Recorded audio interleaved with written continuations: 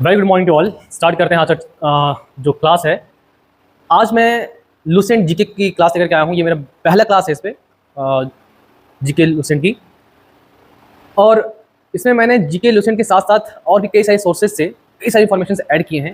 इसलिए मैं के विश्वास के साथ कह सकता हूँ कि अगर आपने सही ढंग से क्लासेस कर ली तो जितने भी गवर्नमेंटल एग्जाम्स हैं, ठीक है, जिसमें बेसिकली आप कह लीजिए कि एनटीपीसी, दरोगा, ठीक है, जीडी, उसके अलावा कह लीजिए कि सीटेट, जेटेट, जहाँ जहाँ क्वेश्चन पूछे जाते हैं आपके जीके जीएस से, एनडीए, फिर कह लीजिए सीडीएस, ये सब से सीएपीएफ, जहाँ जहाँ आपको जीएस की जनरल नॉलेज की जरूरत पड़ती है, हर एक एग्जाम में ये काफ़ी ज़्यादा हेल्पफुल होगा। बहुत ज़्यादा इससे आपको लाभ मिलेगा। बस जरूरत क्या है, आपको सही ढंग से सारे टॉपिक्स को एक एक करके पढ़ने का। एक चीज़ और मैं आपसे शेयर करना चाहता हूँ कि देखिए, मेरे हर एक वीडियो के लास्ट में जितनी भी चीज़ मैं पढ़ाऊंगा उसके लास्ट में आपको क्या मिलेगा कि एक क्वेश्चन ऐसा सेशन चलता है, ठीक है। उसको हम लोग मैंने नाम दिया है पढ़ाई भी और कमाई भी सेशन। इसमें क्या है कि आप जो भी अपना टाइम देकर यहाँ देखते हैं ना इस वीडियोज़ को, तब कुछ सीखते हैं आप, तो उसके बदले में आपको एक प्रोत्साहन राशि दी जाती है, ठीक है। ये बहुत कम होता है बट फिर भी आपके लिए एक प्रोत्साहन राशि है, और जो थोड़ा मोड़ा आपके लिए तो खुशी ला ही सकता है। ये हर वीडियो के लास्ट में रहेगा, इसलिए वीडियो को पूरा ध्यान से देखेंगे। करना क्या आपको कि जो भी आपने वीडियो में पढ़ा उसका जो है उसी से रिलेटेड क्वेश्चन से रहेगा लास्ट में, और उसका हर एक क्वेश्चन का आपको आंसर जो है वो कमेंट बॉक्स में कमेंट कर देना है। और इसके साथ ही आपका जो फोन पे नंबर है, अकाउंट गूगल पे नंबर है, उसको आपको सेंड कर देना है, उसी में कमेंट बॉक्स में कमेंट कर देना है, तो आपको वहाँ पे आपके अकाउंट में पैसे भेज दिए जाएंगे। अदरवाइज अगर आप चाहते हैं कि नहीं आपका नंबर पब्लिक ना हो, तो आप सीधा जो व्हाट्सअप नंबर दिया रहेगा उस नंबर पर आप सीधा व्हाट्सअप भी कर सकते हैं अपना फोन पे नंबर या गूगल पे नंबर, और उस पर आपको आपकी राशि दे दी जाएगी विदिन 15 मिनट्स। ये हम लोग का टारगेट है। चलिए स्टार्ट करते हैं आज का सेशन, देखते हैं क्या है। और भारत के इतिहास की बात करें तो भारतीय इतिहास को मुख्यतः 3 भाग में बांटा गया है, ठीक है। पहला है आपका प्राचीन भारत, दूसरा है मध्यकालीन भारत, और तीसरा है आधुनिक भारत, ठीक है। 3 फॉर्म में। तो प्राचीन भारत, मध्यकालीन भारत और आधुनिक भारत भारतीय इतिहास के 3 पार्ट है। अगर आप पीसीएस या यूपीएससी वगैरह की तैयारी करते हैं तो उसमें क्या है कि एक और आपको सेक्शन पढ़ना पड़ता है जिसका नाम है इंडिया सिंस इंडिपेंडेंस, या फिर इंडिया आफ्टर इंडिपेंडेंस, जिसका हिंदी में अनुवाद होता है आज़ादी के बाद का भारत, ठीक है। तो अब इससे चर्चा हम लोग नहीं करेंगे। फिलहाल हम लोग प्राचीन भारत, मध्यकालीन भारत और आधुनिक भारत के बारे में पढ़ेंगे। देखिए, सबसे पहले बात करते हैं कि भारत जो नाम पड़ा है, या हिंदुस्तान जो नाम पड़ा है, या इंडिया जो हम लोग कहते हैं भारत को, वो आखिर नाम कहाँ से मिला है, एक एक करके समझते हैं। लेकिन जो भारत जो नाम दिया गया है इंडिया का, जो भारत जो नाम पड़ा है, वो ऐसा कहा जाता है कि महाकाव्य और पुराणों के अकॉर्डिंग, महाकाव्य हिंदू धर्म मान्यताओं के अनुसार महाकाव्य 2 हैं, एक रामायण और एक महाभारत। उसमें भी इस बात की चर्चा की गई है। इसके अलावा जो पुराण है उसमें भी इस बात की चर्चा की गई। पुराण क्या है ये भी मैं बताऊंगा आगे चलकर के टॉपिक में। तो महाकाव्य में और पुराणों में जो भारत है उसको कहा गया था भारतवर्ष। क्या कहा गया था? भारतवर्ष, अर्थात भारत का देश। तो भारत कौन है? तो ऐसा कहा जाता है, ऐसा मान्यता है कि भारत नाम का एक बहुत ही प्रतापी राजा थे। तो जब वो छोटे थे अपने मतलब जब वो बालपन में थे, छोटे अवस्था में 10-12 साल के, उस टाइम वो जो शेर के बच्चे होते हैं ना, शेर के शावक उनको बोलते हैं, शेर के बच्चे, उनके साथ खेलते थे बड़े निडर होकर के। और शेर के बच्चे जो है ना, जबड़ा फाड़ कर वो उसके दांतों की गिनती करते थे, इतने निडर थे वो। तो वहीं से जो है ना इनकी चर्चा शुरू हुई। तो वहीं से ये कौन थे? भरत, बहुत प्रतापी राजा, जो आगे चल के बहुत ही साहसी प्रतापी राजा बने, और इन्हीं के नाम पे फिर पड़ गया भारत का नाम भारत पड़ा, ठीक है। मीन्स भारत के ही नाम पर हमारे देश का नाम भारत पड़ा, इसका ध्यान रखिएगा। तो महाकाव्य और पुराणों में भारत को भारतवर्ष कहा गया है, अर्थात भारत का देश कहा गया है। और ये वही भारत है जो कि बहुत साहसी प्रतापी राजा थे, और इन्हीं के नाम से पर आगे चलकर हमारे देश का नाम भारत पड़ा। उसके बाद बात आती है इंडिया। इंडिया का नाम कैसे पड़ा? तो इंडिया जो नाम मिला है वो हमें यूनानियों से मिला है। तो यूनानी कौन है? तो अभी के समय में जो ग्रीस एक कंट्री है, तो ग्रीस के जो कंट्री है ना, यहाँ के जो निवासी थे उनको कहा जाता है यूनानी, और इसी का हिंदी नेम है यूनान, ठीक है। तो यूनान में रहने वाले जो लोग थे उन्हें कहा गया यूनानी। और ये यूनान के लोग जब इंडिया आए तो उन्होंने नाम दिया, जो भारत आए तो इसका नाम दिया इंडिया। तो यूनानियों के द्वारा ये नाम दिया गया है इंडिया का। इसके अलावा एक और नाम है भारत का, वो है हिंदुस्तान या हिंद। ये नाम कहाँ से मिला? तो जो मध्यकालीन मुस्लिम इतिहासकार रहे, मध्यकालीन कह लीजिए, तो जब अकबर बाबर का समय रहा है, जहांगीर हुमायूं सबका, वो सभी के जो उस समय के जो इतिहासकार रहे, इतिहासकार में कौन होते हैं? जो इतिहास लिखते हैं। जैसे अबू फजल जो है, इन्होंने बायोग्राफी लिखी है, किसका? इन्होंने लिखा है अकबरनामा, जो अकबर की बायोग्राफी है। तो ये भी एक इतिहासकार थे, कब के? मध्यकालीन काल के। तो मध्यकालीन जो इतिहासकार रहे हैं उन लोगों ने नाम दिया है हिंद या हिंदुस्तान, ठीक है, भारत को। तो इस प्रकार से भारत का जो नाम, भारत कैसे पड़ा, फिर इंडिया कैसे पड़ा, हिंदुस्तान कैसे पड़ा, ये सब हम लोगों ने अभी जाना। अब हम लोग बात करेंगे एक एक करके प्राचीन भारत की, मध्यकालीन भारत की, फिर आधुनिक भारत की। तो सबसे पहले जो कवर करेंगे वो करेंगे प्राचीन भारत।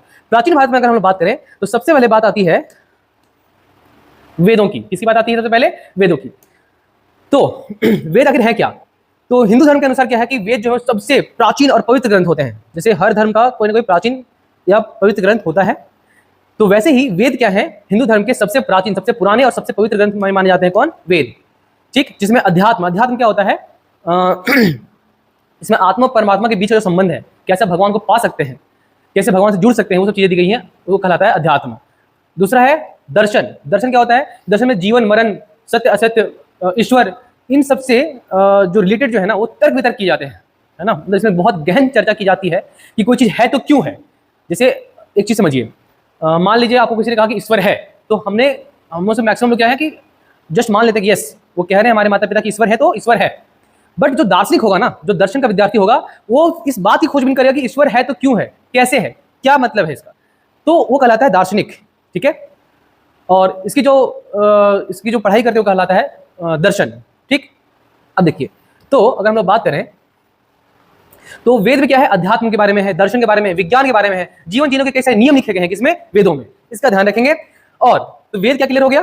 उसके बाद देखिए, वेद के संकलन करता है या रचयिता किसको कहा जाता है? महर्षि वेद व्यास। महर्षि वेद व्यास हैं। वैसे तो ऐसा कई जगह आप सर्च करेंगे वो मिलेगा कि वेद जो है उसको खुद ईश्वर ने लिखा है, लेकिन इसके रचयिता जो है धरती पर कौन है, जिन्होंने इसे लिखा, वो कौन है? महर्षि वेद व्यास। ठीक है, उनके बारे में बात की जाती है। इनके संकलनकर्ता कह लीजिए, उनके जो रचयिता है वो कहा जाता है महर्षि वेद व्यास को माना जाता है। और वेदों की संख्या कुल है वो 4 है। 4 वेद हैं, ऋग्वेद, यजुर्वेद, सामवेद और अथर्ववेद। एक एक करके हम चारों वेदों के बारे में पढ़ेंगे अभी। ठीक है, तो एक वेद ऋग्वेद, यजुर्वेद, सामवेद, अथर्ववेद, ये 4 वेद हैं। चलिए, अब हम लोग बात करते हैं सबसे पहले ऋग्वेद की। अगर ऋग्वेद की बात करेंगे, देखिए सबसे पहले बात करते हैं कि ऋग्वेद के रचयिता कौन है। तो ऋग्वेद के जो रचयिता हैं वो है विश्वामित्र को माना जाता है इसके रचयिता, जिन्होंने ऋग्वेद को लिखा है। ऐसा माना जाता है कि विश्वामित्र हैं वो। अच्छा, हर वेद को पढ़ने वाले जो ऋषि है ना, उनका नाम अलग अलग होता है। ठीक है, तो ऋग्वेद को पढ़ने वाले जो ऋषि हैं उनको कहा जाता है होत्र। अगर मैं वहां सही से नहीं दिख रहा था, मैं यहाँ लिख दे रहा हूँ होत्र। होत्र वो ऋषि हैं जो ऋग्वेद को पढ़ते हैं, उनको होत्र कहा जाता है। इसके अलावा बात की जाती है ऋग्वेद में, तो इसमें आर्यों के इतिहास की जानकारी मिलती है हमें ऋग्वेद में। किसकी? आर्यों के इतिहास। ये आर्य क्या है? तो देखिए, ऐसा माना जाता है कि भारत में आज से बहुत पहले, वैदिक समय में, भारत के जो मूल निवासी हैं वो द्रविडियंस थे। ठीक है, बाद में आर्यन जो है वो कहीं बाहर से आए हैं और उन्होंने क्या किया, फिर आकर के यहाँ के जो द्रविडियंस थे उनको हराया और भारतवर्ष पर अपना अधिकार जमा लिया। लेकिन मैं फिर कह रहा हूँ, आज भी ये विवाद का विषय बना हुआ है कि द्रविडियंस यहाँ के मूल निवासी थे या आर्यंस। फिर भी मान्यता यही है कि द्रविडियंस यहाँ के मूल निवासी हैं और आर्य जो है वो बाहर से आए हैं। तो उनके इतिहास के बारे में जो जानकारी कहाँ से मिलती है हम लोग को? ऋग्वेद से मिलती है। इसके अलावा वामनावतार है ना, देखिए क्या है वामनावतार, तो ये क्या है, इसका भी उल्लेख हम लोग को ऋग्वेद में मिलता है। ये कहानी आप में से मैक्सिमम लोग जानते होंगे। वामनावतार भगवान विष्णु का एक रूप माना जाता है, भगवान विष्णु का एक अवतार माना जाता है। इसमें राजा बलि और इनके बीच की जो वार्तालाप है वो दी गई है। इसमें क्या है कि राजा बलि एक बहुत ही प्रतापी, बहुत ही साहसी, एक बहुत बड़े राजा थे। तो एक बार एक ब्राह्मण देवता थे, ये लोग, इनको दान देना बहुत अच्छा लगता था। ये काफी दानी, बहुत बड़े दानी राजा थे ये। तो एक बार इनकी परीक्षा लेने के लिए एक ब्राह्मण देवता आए और इन्होंने, मतलब विष्णु के रूप में थे, और इन्होंने बोला कि मुझे 3 पग जमीन चाहिए। तो राजा बड़े थोड़ा अहंकारी भावना के बोले कि 3 पग में ब्राह्मण अगर जमीन मांग रहे हैं तो आप 3 पग ले लीजिए, इससे क्या ही हो जाएगा। और तब इनके अहंकार को तोड़ने के लिए भगवान जो विष्णु के अवतार में थे, वामन अवतार जो थे, ब्राह्मण जो थे, उन्होंने क्या किया कि बहुत बड़ा अपना विकराल रूप लिया और फाइनली इतने बड़े हो गए कि उन्होंने एक पग मीन्स एक पैर से पूरी पृथ्वी नाप दी, दूसरे पग से पूरा आसमान नाप दिया, और तीसरे पग में जब बात आई पाताल को लोग नापने की, तो फिर राजा बलि के पैर पे इन्होंने राजा बलि की जो है ये इनके सर पे इन्होंने पैर रखा और फाइनली इन्हें पाताल लोग भेज दिया गया। मीन्स इन्होंने पाताल भी नाप दिया। मीन्स 3 पग में इन्होंने पृथ्वी, आसमान और पाताल तीनों को नाप दिया। ऐसी मान्यता है, ऐसी कहानी दी गई है। तो वामनावतार जो उनका रूप है, भगवान विष्णु का रूप, उसकी चर्चा किसने की गई है, उसका भी उल्लेख हमें ऋग्वेद में मिलता है। वामनावतार का उल्लेख भी मिलता है। ठीक, अब इसके बाद बात करते हैं हम लोग कि ऋग्वेद में कुल 10 मंडल, 1028 सूक्त और 10,462 ऋचाएं हैं। तो ये मंडल, सूक्त, ऋचाएं क्या है, इसको आप बहुत इजी वे में समझ सकते हैं। समझिए, मान लीजिए ऋग्वेद क्या है, एक बुक है, लेट बी कि ऋग्वेद क्या है, एक किताब है, ठीक है, बुक। और मंडल जो है उसे मान लीजिए चैप्टर्स हैं। मंडल जो है उनको मान लीजिए चैप्टर्स, ठीक है। जो सूक्त है उसको मान लीजिए आप, चैप्टर के पास जो होता है टॉपिक्स, चैप्टर के अंदर जो बहुत सारे टॉपिक्स दिए रहते हैं अलग, उसको बोलते हैं सूक्त। और ऋचाएं हैं उनको मान लीजिए जो कई सारे पैराग्राफ दिए रहते हैं एक टॉपिक में, उसको मान लीजिए आप, या लाइंस जो दिए रहते हैं उसको कह लीजिए ऋचाएं। वैसे ऋचाओं का मतलब होता है मंत्र, है ना, ऋचा का मतलब मंत्र। डैट मीन आप कह सकते हैं कि ऋग्वेद में कुल 10,462 मंत्र दिए हुए हैं और कई सारी ऋचाओं को मिलाकर बनता है सूक्त, ठीक है, और कई सारे सूक्त मिलाकर बनता है एक मंडल। तो वैसे यहाँ पर है कई सारे पैराग्राफ मिलाकर बनता है एक टॉपिक, कई सारे टॉपिक मिलाकर बनता है एक चैप्टर, कई सारे चैप्टर्स जो होते हैं वो उससे मिलाकर एक बुक कंपाइल होता है। तो ये समझ सकते हैं कि समझने के लिए कि ऋग्वेद में कुल 10 चैप्टर हैं और उसमें इतने टॉपिक्स दिए हुए हैं और इतने सारे पैराग्राफ्स में लिखे हुए हैं या इतने सारी लाइन्स लिखी हुई हैं उसमें, ठीक है, कोई दिक्कत? ठीक। अब तो ऋग्वेद जो है उसका जो 10वां मंडल है, मींस का ये 9th जो चैप्टर है ऋग्वेद का 9th चैप्टर, उसमें क्या लिखा हुआ है, उसमें देवता सोम का उल्लेख है। देवता सोम जो है जिनको बाद के ग्रंथों में चंद्रमा से रिलेट किया गया है। किससे? चंद्रमा से। मतलब ऐसा माना जाता है जो सोम देवता का जो उल्लेख है ऋग्वेद में वह चंद्रमा के लिए किया गया है, ऐसा माना जाता है। तो क्वेश्चन एक बार आज भी चुका है ऐसा कि जो सोम का उल्लेख मिलता है ऋग्वेद में वह किस मंडल से, तो वो 9वें मंडल में है, ठीक है। और सोम का किससे जो है रिलेटेड है, सोम रिलेटेड है चंद्रमा से, इसका आप ध्यान रखेंगे सब, ठीक है। चलिए अब बात करते हैं ऋग्वेद के 3रे मंडल की। जो हम लोग गायत्री मंत्र बात जो गाते हैं ना, बहुत सारे बच्चे सुबह गायत्री मंत्र गाते हैं, ओम भूर्भुवः तत्सवितुर्वरेण्यं भर्गो देवस्य सतीमहि धियो यो न प्रचोदयात्। तो ये जो गायत्री मंत्र है इसका आखिर इसका उल्लेख भी हम लोग को ऋग्वेद में देखने को मिलता है। ऋग्वेद के 3रे चैप्टर में है ऋग्वेद गायत्री मंत्र का उल्लेख, ठीक है। तो कह सकते हैं गायत्री मंत्र भी हम लोग को ऋग्वेद से मिला है। और यह किसमें दिया हुआ है, तो ऋग्वेद के जो 3रा मंडल है, कह लीजिए जो 3rd चैप्टर है, उसमें गायत्री मंत्र का उल्लेख हम लोग को मिलता है। यह अच्छा गायत्री मंत्र किससे रिलेटेड है? गायत्री मंत्र जो है सूर्य से रिलेटेड है, इसका ध्यान रखेंगे। गायत्री मंत्र है वो सूर्य को समर्पित है या सूर्य देवता से रिलेटेड है गायत्री मंत्र। उसके बाद हाँ, ये तो हम लोग बात कर चुके। एक ऋचा मतलब एक मंत्र होता है, कई ऋचाएं या कई मंत्रों को मिलाकर बनता है एक सूक्त, और कई सूक्त मिलाकर बनता है एक मंडल। ये सब कुछ अभी जानने की जरूरत नहीं है, बस एक्स्ट्रा नॉलेज के लिए मैं बता दिया, ताकि बहुत से बच्चे कंफ्यूज रहते हैं कि मंडल क्या होता है, सूक्त क्या होता है, ऋचाएं क्या होती हैं, तब इसको इजी वे में आप समझ सकते हैं। ठीक, यहाँ सब चीजें हो चुकी हैं लगभग। एक चीज और बच गया आपका, ये सोमरस। देखिए ऋग्वेद में जो है ना, एक सोमरस का भी उल्लेख बार बार मिलता है।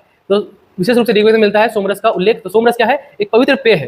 पवित्र पेय मतलब पीने वाली वस्तु। जैसे अभी के समय में हम लोग के लिए जो चरणामृत बनता है पूजा के बाद, जो हम लोग पीते हैं, चरणामृत लेते हैं, तो चरणामृत कह लीजिए या फिर गंगा जल कह लीजिए, हमारे पवित्र पेय चीज है ना, पवित्र पीने वाली चीज है। तो वैसे ही सोमरस एक पवित्र पेय पदार्थ था ऋग्वेद, जिसका उल्लेख हम लोग को बार बार ऋग्वेद में मिलता है, और यही वो सोमरस है। ठीक है, देख लीजिए अच्छे से। और ये तो हम लोग पढ़ चुके कि बाद के ग्रंथों में जो सोम है उनको क्या माना गया है? चंद्रमा माना गया है। मीन्स जो सोम देवता का जो उल्लेख है ऋग्वेद में, उनका कनेक्शन किससे है? चंद्रमा से है। यहाँ तक सबको क्लियर है बढ़िया से? चलिए ठीक, कोई डाउट? ओके, बढ़ते आगे अब।